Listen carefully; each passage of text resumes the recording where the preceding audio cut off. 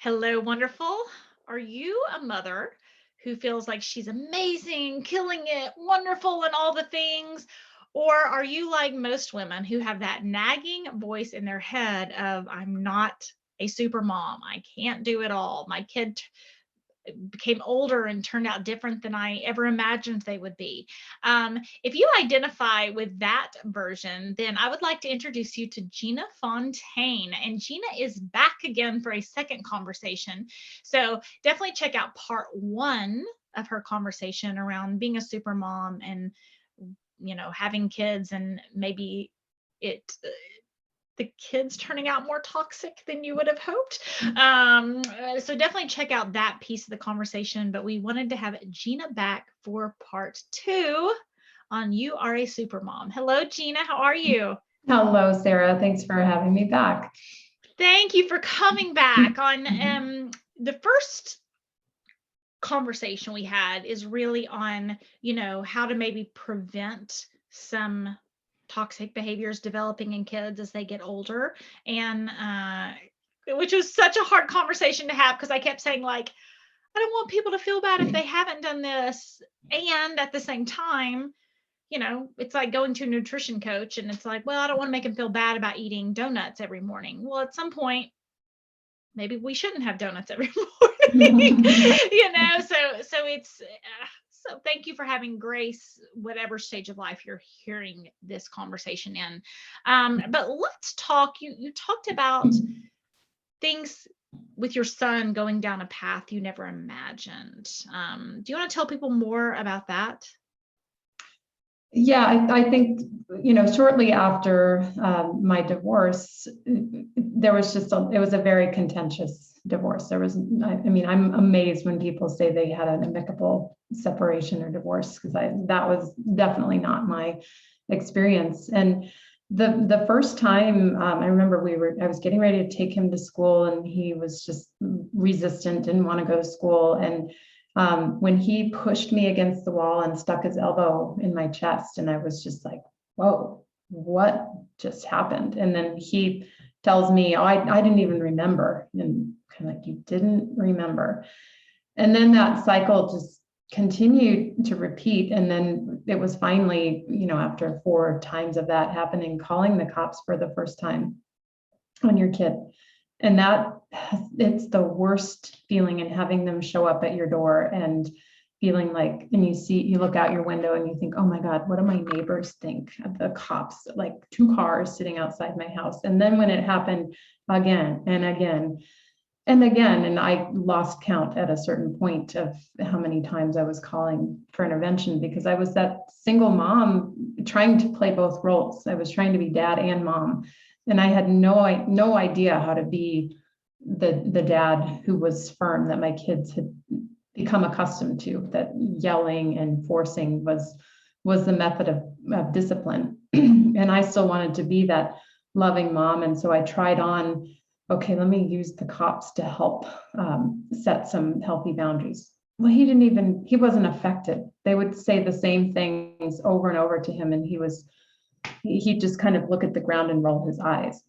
And I'm thinking, how have I raised this kid to be so disrespectful to authority? And it got so bad down the road, a year later, and he's physically assaulting me in the early morning hours when I'm outside his bedroom in a room where I'm practicing yoga, and just simply asking him to turn down the music. And he grabs my arm, brings it behind my back, and throws me down on his bed. And at that point, I brought the cops in, and they had come to know me at this point. And they stood there and they said, it's time. You need to send him to jail. And I just was like, I can't do this. And I felt like I would be putting him in a situation where he'd be with really bad kids and make things worse. But for my mental health and safety, I did it. And it was during pandemic time, so there were, no visitation, a lot of restrictions around it. And I felt terrible. I felt horrible. And when he was released from jail, there was a restraining order, so he could not come back to me. He would not go to his dad's. And that's when he he went to live with his aunt, and he didn't feel his life was worth living anymore. And he found a gun, and thankfully the bullet didn't go into the chamber, and he is still with us today. But to have that, it was 2 years of escalation of just feeling like the more I forced, the more resistant he became, and the worse our relationship became. And I'm thinking about the book Force versus Power, and there's such a difference between forcing your will and being that authoritarian parent who it's like do it or else, versus being that responsive person who power comes from a place of like, you have to have steadiness and calm. It's not like slamming your foot on the accelerator and saying, oh, okay, we're going to force it. It's more of like, okay, collect my energy, walk into the room with a calm demeanor and ask questions. And it took me so long and a lot of work with professional therapists to have that pause and say, what benefit, to my son, what benefit do you get from vaping? Instead of going into what I used to do, go into his room, sweep the room of the vape pens, throw them in the trash. Well, guess what? The next day they reappeared because he would just go out and get more. And it wasn't until I started to sit down with him and ask questions like what, not why, but what benefit are you receiving? What were you thinking when you ran away for 5 days and didn't contact me? And instead of, how dare you, that's how I handled it. How dare you? Do you know what I was going through? And I made it all about me instead of becoming interested and curious. What's going on in your world? It must be really hard to be a teenager being told that you can't go out and be with your friends. And if you are, you have to wear a mask. That must be really odd. So when we get curious, and he used to always say, Mom, all I want is to connect with you, and you just keep sending me away to the cops. And I didn't know how to connect with him because I was scared. I didn't want to be in another situation where I didn't trust him. It's like, okay, well, we'll connect, and then tomorrow you're going to verbally assault me again. And it felt like, why can I not trust my own son? I mean, I literally was calling social services and saying, I know you have child protective services, but do you have an adult protective services? Because I'm scared of my son. And they just were baffled by this phone call. Like, what are you talking about, woman? Yeah, but and I know there's other parents out there experiencing yes, this. especially during the pandemic, And I have absolutely seen some statistics on children abusing parents being on the rise. Right. So there were some real benefits to, I'm the adult, you're the child, my way or the highway. There's some things that damages too, right? But in past cultures where parenting was more, you do what I say because I'm the parent, that's why. I'm not saying it's a perfect way. I'm not saying that's how I parent. I'm saying there is a increase of situations where if kids aren't the authority in their lives, it has become more and more commonplace for them to use violence to regain that sense of authority, both violence towards others and themselves. Right. And a phrase that my therapist would always say to me is, your kids get a voice, but you have the final vote. And it's like last Christmas when my son was like, let's get a dog. Oh, you're so mean. You won't let me get a dog. And it's like, look, you can tell me all the reasons that we need to get a dog. You get a voice, but in the end, I get to be the one that says yes or no. And I think we want to be friends, like at least, in this generation of parenting, it seems like we want to be friends. We want to be the cool parent and build a relationship that way. But that wears down the structure of, us being in the role of the strong authoritarian, I think is the word, authoritarian versus authoritative. I may be getting that wrong. No, that's right. That's right. Mm-hmm. Yeah, where you set healthy boundaries and say, I'm not going to put up with that. Mm-hmm. And both showing them where the safety lands, these are the safe spaces. And I'm going to say something really terrible. You talked about being in a toxic relationship before. I have heard many, many, many women say, how did their mom let them get away with so much that now they think they can treat me this way? Mm-hmm. And then when it comes to the next generation, it's like, well, let me be really nice and loving and make sure they're always happy. And there's this like, overcompensate. Whoa, whoa, whoa, whoa. We're so frustrated that, we need humans. I'll say it this way. We need humans that can handle frustration, handle not getting their way, learn how to do things when they feel uncomfortable with it, learn how to be emotionally healthy. And it's fascinating. I don't think we make enough connections of when does that start happening, because it's like, okay, well, my 40-year-old husband should be able to do that, but my 14-year-old son, I'm not going to equip him in any way to be able to do that. Like, it's just, I just want to make him happy, so he's okay, and I'll just, okay, what do you need? What do you need from me? And I read something recently. I'm going to get too off topic, but I read something recently that parents are now the new personal assistants. Wow.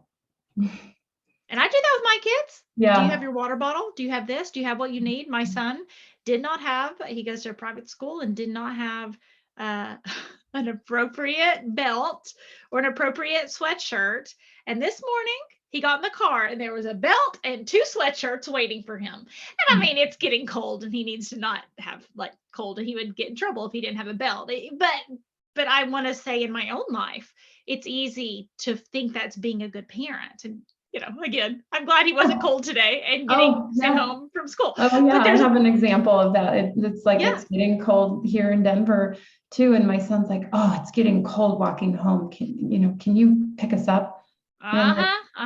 What can you do to make yourself warmer? Like, you have a hat. Does your hat still fit? Do your gloves? Do we need to get new gloves this season? And oh yeah, I get, yeah, like you can walk home. Like, if there's a blizzard, I'll get you. But sure. Yeah. But it is that idea of being personal assistants.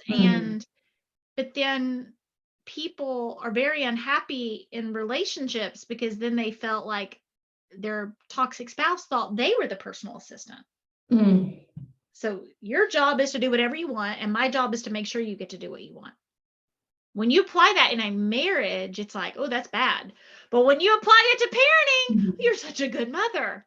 So the kid's job is to get to do what they want, and your job is to be self-sacrificial and never do what you want so that your kids can be good people. But I think what we talked about in the last thing is, and what I'm seeing from everyone, is that that's not really creating some humans that, we may think we're doing the right thing, but well, yeah, and then they get to college or a situation where they have to be on their own, and they pick up the phone and call mom every day because they're not equipped to, how do you run the laundry machine? How do you cook a meal? Like, these are things that I'm already feel like, my 11-year-old does his own laundry. He can cook his own dinner. He has to. Yeah. So, but, and I'm in a different situation where when you're a single parent household, by the fact that, you just kind of have to say, oh, I don't have time, or I'm tired, but here's how you do it. And I just gave you a new skill. And I think I always go back to like in pioneer days, kids were out working the fields when they were 11, 12 years old. They were getting married when they were 16. So like, it's not that we're not capable. It was fascinating in the book, All Joy, No Fun. They said kids became useless. And please don't quote me saying like I said kids were useless. That's not what I'm saying. This book talked about with what happened with that. And like it used to be that the kids' jobs were to make the family unit stronger. And then we switched, and now it's parents' job to make sure the kids are whatever. Some people would say Mhm. great athletes, great scholars, always happy. That the fill in the blank could be different, but it's the parents are now working for the kids Mhm. versus the kids working for the parents. And so they called Yep, it like yep. children are now useless because they don't add to the family structure. They take from the family structure versus in Mhm. historically their job was to add to the family structure. Go get the eggs, take care of your sister, and now it's like, oh man, you're a bad parent if you it's interesting, but the point being, I do not think your situation is nearly as uncommon as we would like to believe. And I think it's going to become more and more because Mhm. if my job as a parent, and it's not just you, there's a lot of pressure in society. It's like, what do you Right. mean you're not your kid's servant? What do you mean you're not your kid's personal assistant? What do you mean that your job is not to make sure your kid never wants for anything? And we're not talking about Mhm. walking in cold in the snow. We're talking about, oh, they left their water bottle at home. You need to leave work to make sure they get their water bottle because they can't drink out of the water fountain because they don't like it. It's not cool to drink out of the water fountain. Like the pendulum has swung Yeah. hard. Yeah. And we've got to like come back to the middle Mhm. to save ourselves. I mean, I'm And to save our kids. Can you and yeah, imagine them and parenting? yeah, Like, what's right. going to happen? Like,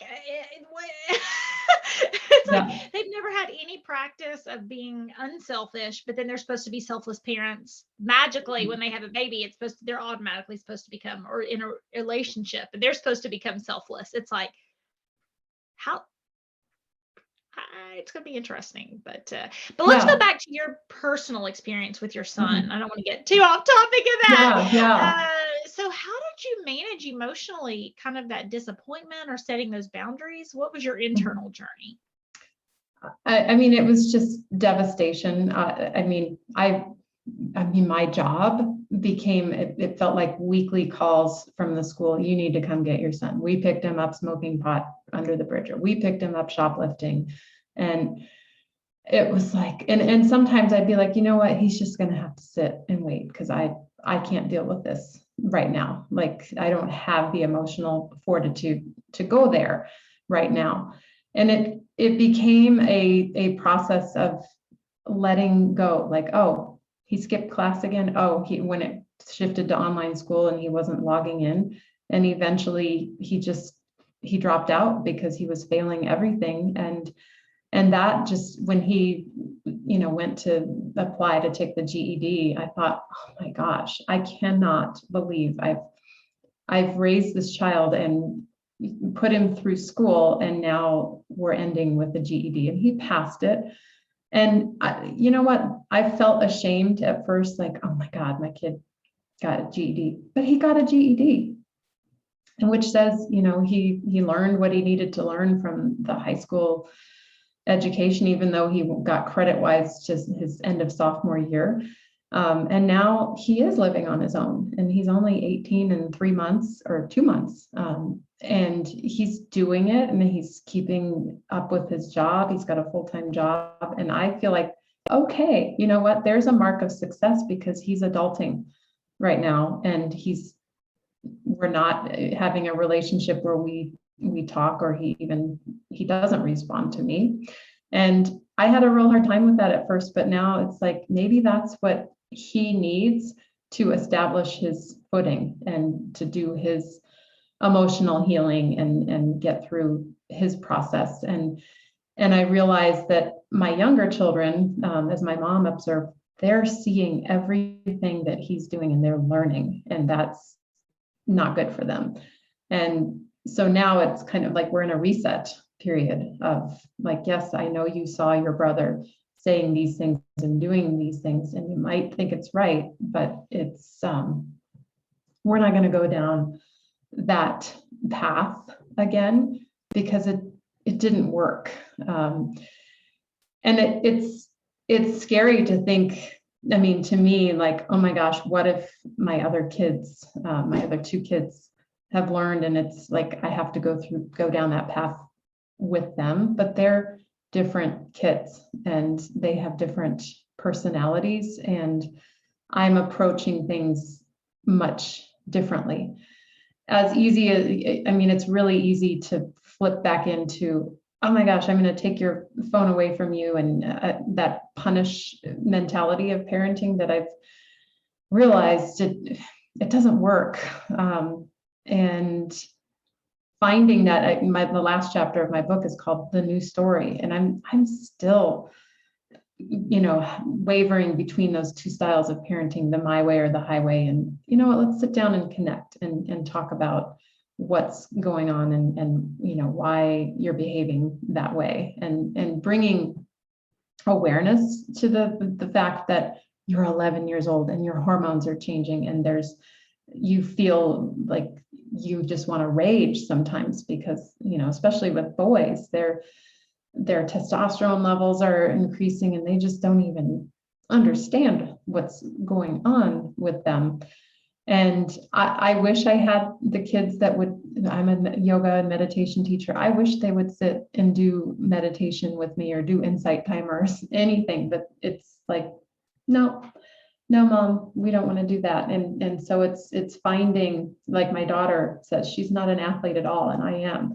But we found that we connect doing little art projects together. And that's so out of my realm of comfort. I'm not like the crafty mom, but because I get to connect with her through that, that's what I found works for her. With my son, it's we go to the basketball court and we shoot hoops together. And that's how we connect. But just finding that one way, because when we're playing caravan cart mom and we're just taking them to activity, we're not necessarily connecting with them. I mean, in the car ride, that's a great opportunity for connecting, but they're on this hamster wheel. We're teaching them, like, this is what life is. You got to stay busy and you got to, keep yourself ahead of the curve.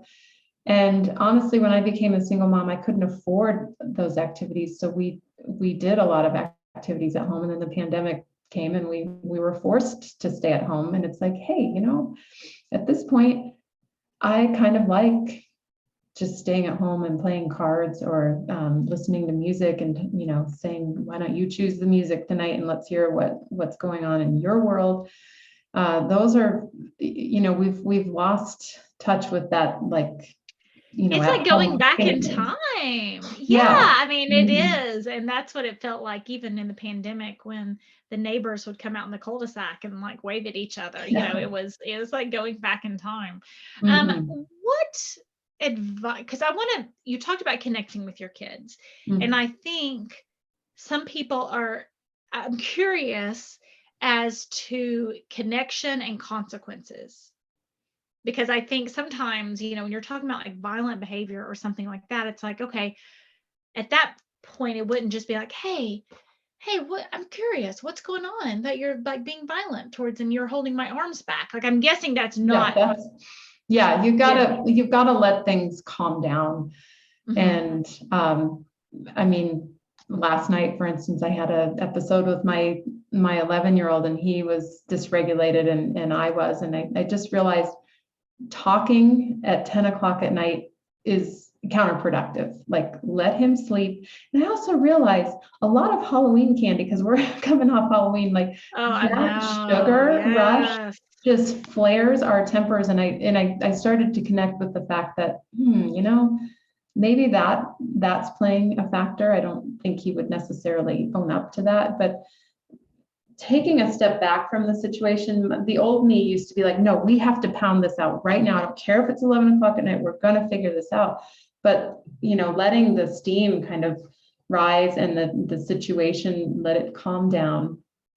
And then realizing that you're not going to tackle it all the next day, but just saying, hey, I love you. Things got a little escalated last night, but I still love you. And not, I feel like I used to just take my the connection away or take the phone away and like, there, now you're punished and you get to steep in your guilt. And that that's not helpful. They need to know that they're safe, they're secure, they're loved. And how can we move forward from a place of love instead of a place of shaming and guilting our kids?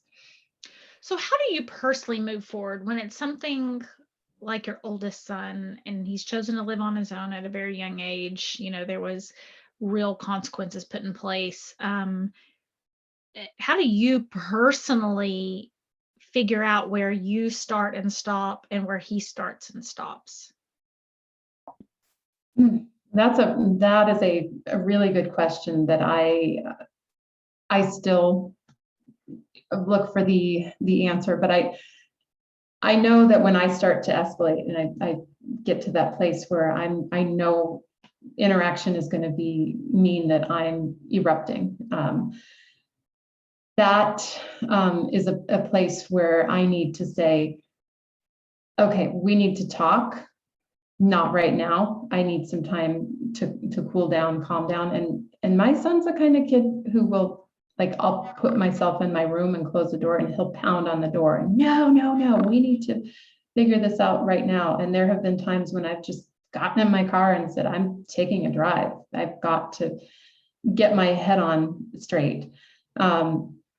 So having that boundary of protection of, like, I'm not going to engage with that toxic behavior, because it's like you put two flames together and you just get a bigger flame. And so you go do what you need to do to calm down, and I'll go do what I need to do. And I'm grateful that I have some great professional counselors that I can literally put in the middle of the ring and say, help me navigate this situation, help me find the positive in how can we use this as a growing point instead of a point of contention that pushes us further apart.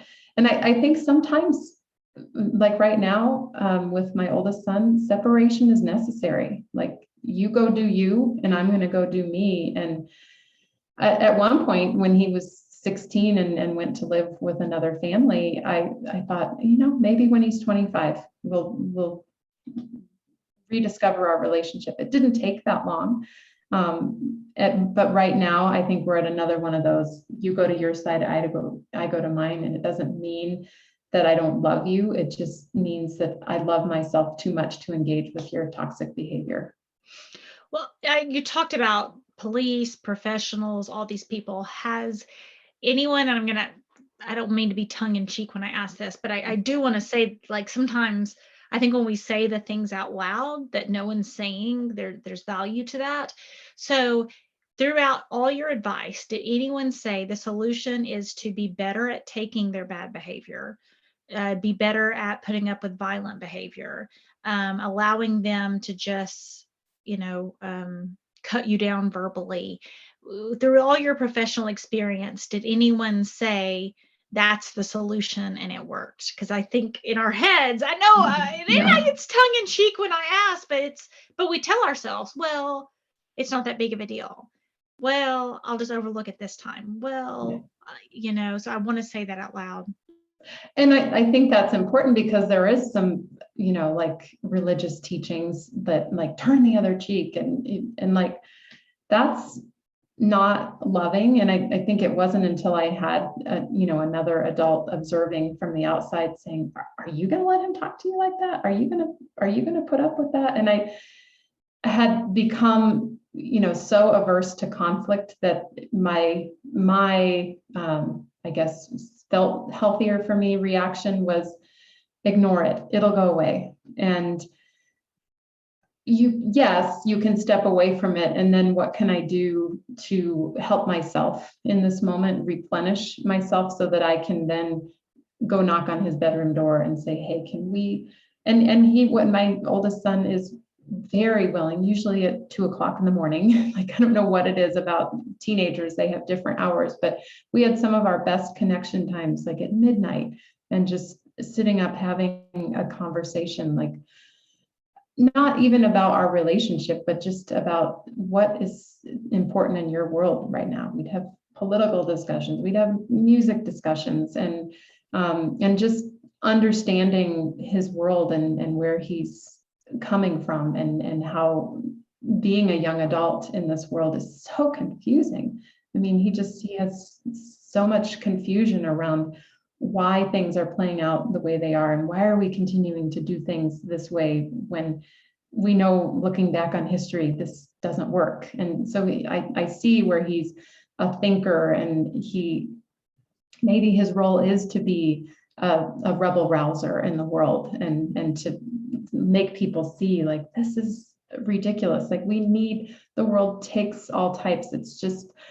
It's very hard when that person who's a rebel rouser is your own child, and they're exercising that personality on you. And it's like, well, how can we turn this personality trait into something positive in the world, and instead of something that is inflicting wounds on me and the rest of the family. And right now, the healthy thing for all of us, I think, is to have that separation, and to trust and see his success, like, visualize, I see your success, instead of saying, oh my God, he's just destined for failure. But to just continue to see, I celebrate your success, I vote your victories, is something I say a lot when I think about him. But I love the both and conversation, because what you didn't say is, okay, I need to be wholly responsible for turning him around, or turning this, which is a drastically different thing. We're talking about an 18-year-old child, versus an 8-year-old child. The parenting strategies are drastically different. And what I didn't hear you say is, I am going to dedicate everything in my life to obsessing over the situation, to forcing him to do this, there was a piece of, even when it was very scary, even when he, very scary situations, police, suicide, all these situations, there was some piece of a both and conversation, both showing up and being present, and allowing him his own path, versus, I'm writing you off, I'm not having anything to do with you, or I'm obsessing with you, I'm obsessing over you, I'm trying to control every move, I'm trying to wrap all my self-worth in how you view me, and how, is that what you're saying? Is that? Yeah, I mean, because there is the scenario that I simply didn't have access to, where you spend $36,000, send your kid to boot camp, and get them reformed. I hear countless stories about parents that tried that method of getting their kids in line, and they went off to reform school, so to speak, and then they went right back to their behaviors when they got out of the facility, because they didn't want to be there, and it was forced upon them. And so, I mean, we looked at some things like Job Corps, and they're very specific in Job Corps, where you go off, and they go and they learn a trade, and they're away from home. But their number one rule for acceptance is, it has to be the kid's choice. They need to voluntarily be doing this, and we will not take a kid who's being forced by the courts, or forced by their parents to do things. And so I've now, the responsibility is on him to show up for his counseling appointments. And he was skipping them for a while, but more recently, he's realizing that mental health has to be a priority. And that's part of adulting, is like, not saying, oh, mom said I had to, or it's, I'm doing this for me. And I think that's the greatest gift that we can teach our kids, is how to take care of yourself and understand your needs, and how you can fulfill those needs the best for you in any given situation. And the worst thing about being human is that we often learn after we hit rock bottom, and as parents, you just want to save your kids from everything. And that's biologically correct. I mean, if it's a parent like, oh, I want my kid to have pain, I want them to have, that's not, that's not normal, so it's difficult, because biologically we are made to want to protect our kids from harm, which is a wonderful thing until it isn't. Mhm. It's a wonderful And thing we until think, I mean, I'm a healer type, and I always want to go in and fix everything. And the greatest act of love we can do for another person is just to allow them to have their experience. And it's not easy when they're engaging in risky behaviors like staying out all night and doing drugs. And I mean, when I went to a drug intervention class with my son, because it was part of his probation, and we get out of class and they talked about marijuana and alcohol, and he's like, well, they didn't talk about speed and acid and mushrooms, and like that's the stuff I was doing. And I'm just like, oh my God, I cannot. How did we get through that? But we did. And he said, I don't have any interest in doing that stuff anymore. And thank goodness that he went through that experience, got through it. And it didn't require, sending him to a rehab facility, but he has an incredibly high emotional intelligence. I admire his ability to like feel something. He draws, and like some of his drawings are really scary. But I see it as like he's found an outlet, like that's what's working for him. And he's found a positive outlet to channel his anger, his frustration, and he's not self-harming anymore. And that was like, for a long time, it was like, let's just stop this cutting behavior. And he learned some techniques through therapy, like putting a wet rag in the freezer and taking it out and putting it on his skin, just to have that sensation of, and I still don't understand that, but it's like, I don't know, inflicting pain on yourself kind of quells the pain, the emotional pain that they're experiencing. And it's, as a parent, it's terrifying when you see your kid have cuts all up and down, and he has scars that will never probably go away. And as a reminder, always like of that phase of his life. But now he says he wants to help other kids who are struggling, adolescents who are, wandering down that path of self-harm and thinking about suicide. And he wants to be an intervention counselor. And so it's like, okay, there's starting to be some light, and we, the crisis or the traumas that we experience actually become the source or the seed for the gifts we're here to bring into the world. And I'm starting to realize that with the publication of my book, and the life experiences and the hell that I've been through can be a source of light and grace for other people, because I navigated it, and I'm not saying I have the answer, like, oh, this is go do step 1, 2, 3, and 4, and you'll be through this. It's more of like, shine the light on yourself, because like in my mind, there's no guidebook for parenting that has all the answers, because you have them.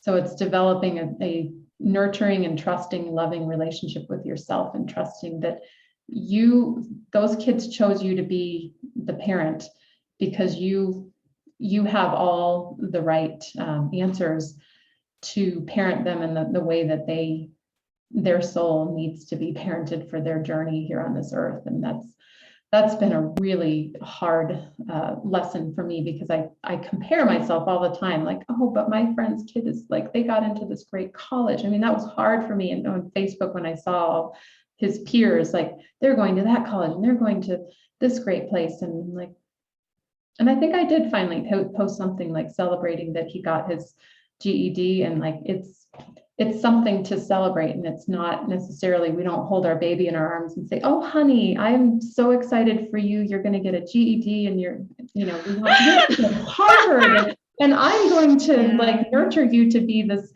excellent scholar at Yale. And yeah, okay, we think we want that for our kids, but is that their journey? Is that why they're here? Do we all have? No, we don't all have to have that journey. It's more of a journey of learning to love and understand ourselves as human beings, and what's our purpose here on this planet.